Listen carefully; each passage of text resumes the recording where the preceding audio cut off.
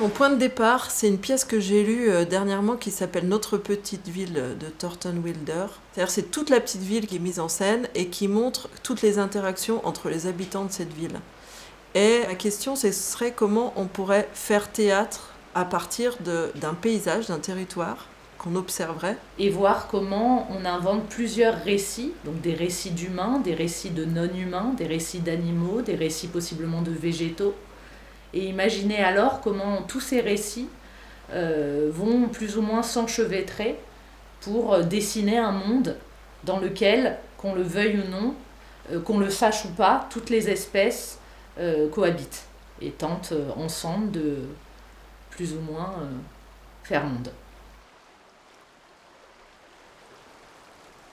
La vallée du XXIe siècle dont on va raconter l'histoire est une vallée en pleine métamorphose, en métamorphose environnementale. C'est-à-dire qu'il y a des essences d'arbres qui sont en train de disparaître. Il y a des espèces qui ont disparu, qui sont en train de réapparaître. Il y a des espèces qui disparaissent totalement.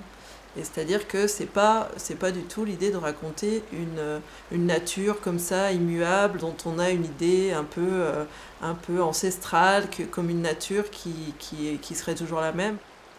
Et en même temps, urgence de faire voir et entendre les autres vivants qui partagent ce territoire. Dire et raconter et assumer le fait qu'on est tous interdépendants, vraiment.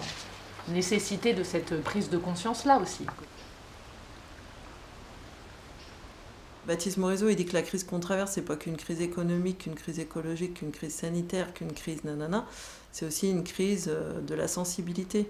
Et que cette crise de la sensibilité à notre environnement, aux autres êtres vivants, c'est aussi en travaillant cette crise, cet endroit-là qu'on va pouvoir passer à autre chose. Peut-être par une façon différente de regarder un territoire, on pourrait espérer, proposer une possibilité de réinventer nos manières de vivre ensemble, en fait.